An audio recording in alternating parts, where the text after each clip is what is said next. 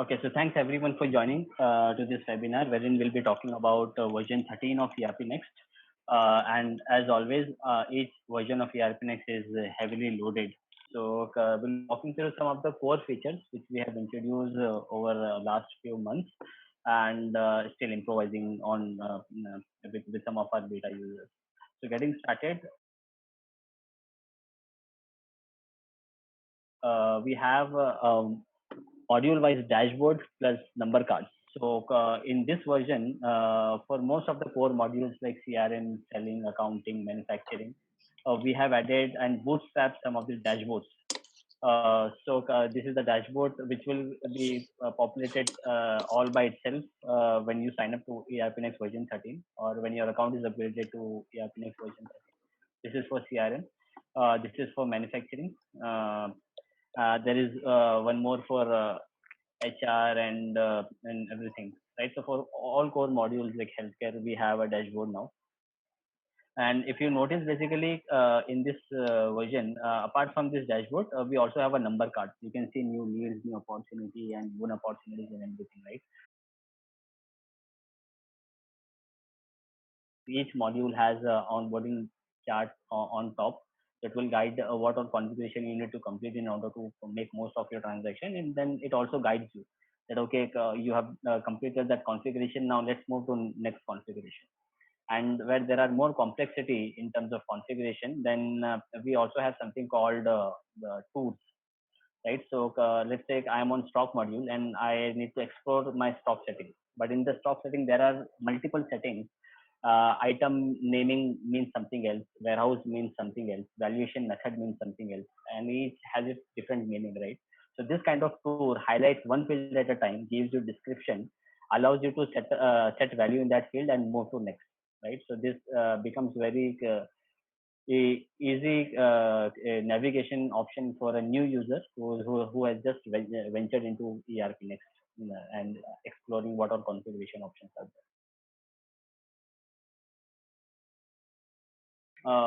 In version 13, big enhancement which we have done is event streaming. What it means. So let's say I have one subsidiary in India wherein I'm using ERP Next, and let's say I have another subsidiary in say UAE wherein I have another legal entity, and there also I'm using separate instance of ERP Next. And what I need to do is, if someone makes a purchase order in my UAE company, in that system, it should automatically fetch that purchase order into my ERP Next database of India, and my purchase order should be automatically pulled in there. So there is one side which is basically a producer. There is another side which is a subscriber, and these both two ERP Next side is able to communicate with each other with the help of event streaming feature. And then we have introduced a feature called immutable ledger. So earlier, what used to happen is, let's say if I'm the today's date is say 15th July, but if I want to go back and make any transaction on say from June, wherein I already have some transaction in the made in the month of June and July already. System allowed that. And what it would do later on is basically it would do complete reposting of all the transaction made in the month of June and July, right?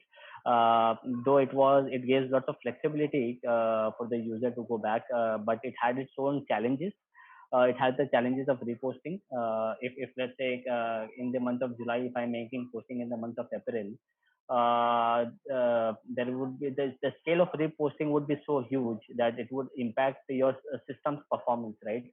And your system might hang at times and become unresponsive.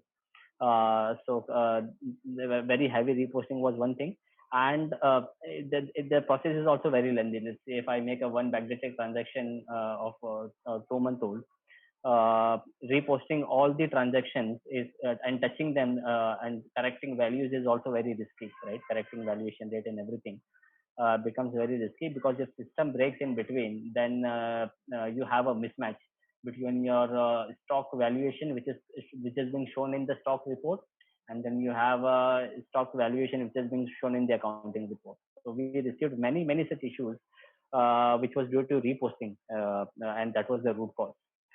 So how we are trying to basically resolve it is basically we're bringing in this control that, let's say, you will be allowed to make backdated transactions provided there are no transaction made beyond that date. So if, let's say, I want to make a transaction on, say, 1st of July, but beyond 1st of July, between 1st of July till today, if there are no other stock transactions, I will be allowed to make a posting on 1st of July, right? So that is something which, and we are also basically doing this on item level in purchase receipt. Let's say if you have multiple items, and if you have made backdated, you are making backdated transaction, but only there is one item wherein you have already made some transaction in in a date beyond that, then it will show you validation for that. So you can maybe just remove that item and make backdated entry for rest of the item wherein there is no any feature posting or reposting requirement. Perpetual accounting for services. So we always had a perpetual accounting for the stock transaction, which meant that when you purchase item, it remains in your stock. Its expense is booked when you consume it, or when you deliver that item to the customer, right? We are bringing same functionality on the services side as well. So let's suppose there is a purchase order which I have made for availing, say, 100 hours of services from my supplier. Okay, and the payment term says that, okay, there will be quarterly payment being made to the supplier, but it's not necessary that I'll be availing or consuming those 100 hours uh, evenly on a quarterly basis.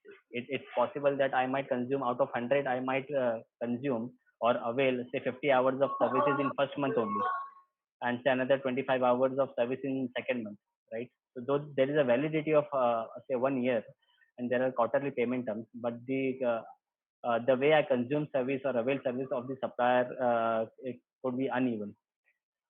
In that case, what will happen is basically, if you enable this feature, so firstly this feature is configurable from company settings, and based on this feature, when I make purchase receipt, and when I say that, okay, out of 100 hours of services which I agreed with my supplier, when I get 50 hours of service, I'll make a purchase receipt for 50 hours, and at that point the expense will be booked for 50 hours, right? So that will be the kind of posting which you can see on your screen. When you make a purchase receipt, expense posting would be done, expense account would be debited against service received but not billed, which is just like our stock received but not billed account.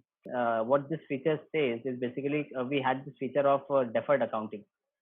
And what used to happen is, let's say I made an invoice which says that I am availing this service or giving this service for 1 year, but I want to defer it. I want to have deferred posting being done against it. So automatically make a deferred posting at the month end, right? Earlier, what used to happen is basically that posting of deferred was happening in the general ledger.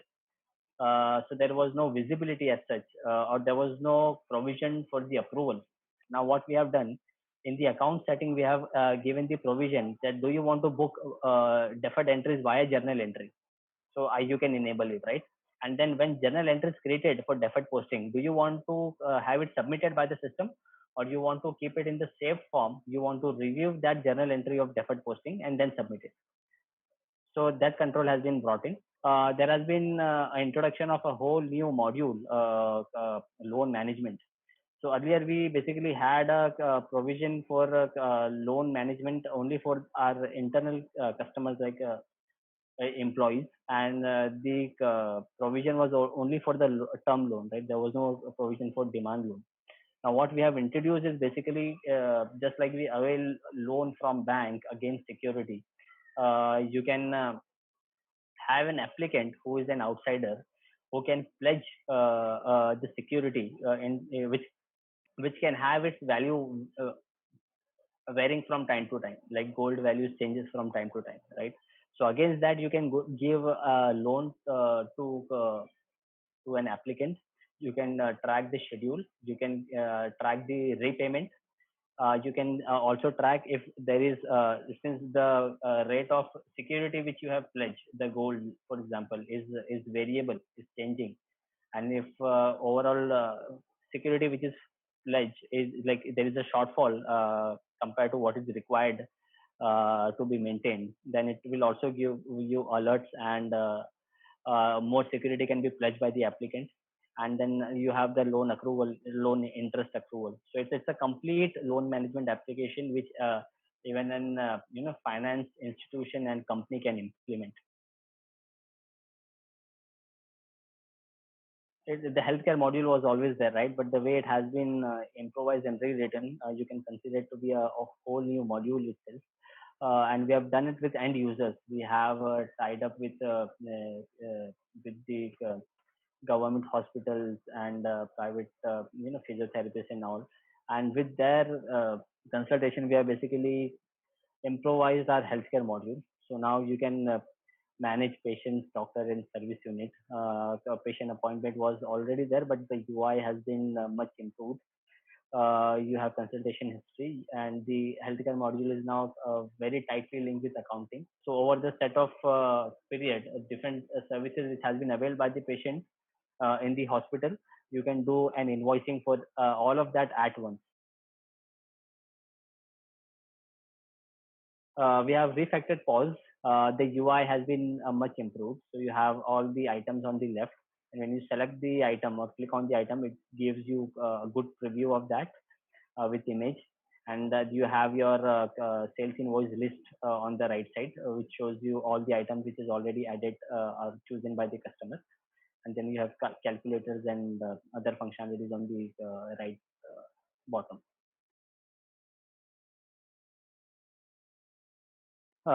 Production forecast was one of the highly demanded features since a very long time, and now that it has happened Scrape way. So now you can do forecasting based on exponential smoothing method with graphical presentation.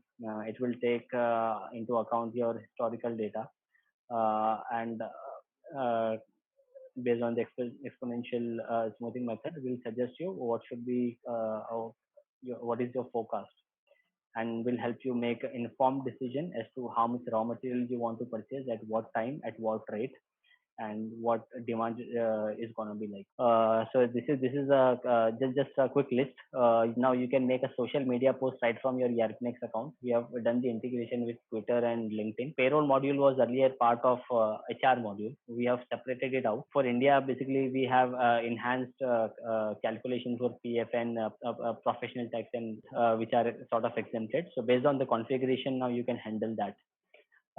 Payroll based and attendance has been introduced in the framework. Basically, just like we can add custom fields, right? There was no provision if you want to make certain field mandatory based on a condition. Now that's something conditional mandatory can be handled right from the framework, and you can do it with simple configuration in customized form. We have a bomb template being introduced. We have a journal voucher being introduced. So if you are making one kind of posting in JV again and again, you can have a template ready for it. Go to journal voucher, select that template, just put the amount, and you're good to go. So now you can make bombs and JVs much more efficiently and much more faster. And of course, for GST reports in India, we have added many new reports. So we have been making release notes, very comprehensive release notes, and posting it on discuss.erpnews.com. And there is a particular tag called release notes. So if you want to track which all changes has been introduced in each version, you can track it actively. Have it pushed on your test instance and use it. Give us feedback. Help us make it better. So that's all about version 13, which is work in progress. We are adding many new features. UI cleanup has been done. It's been our focus. And there's a lot more UI cleanup coming your way to surprise you. Version 13 is already available on erpnext.com. If you sign up for a trial account, version 13 is what you get. So we have host of new customers already enjoying version 13 and helping us making it better. I hope all of you guys are aware about Frappe Cloud as a service, which we have recently ventured into. Just sign up on frappecloud.com, choose a plan, choose Frappe and ERPNext and application, and you have a you have a dedicated hosting. I'm sorry for your ERPNext instance. So don't miss it. It's and version 13 is available on Frappe.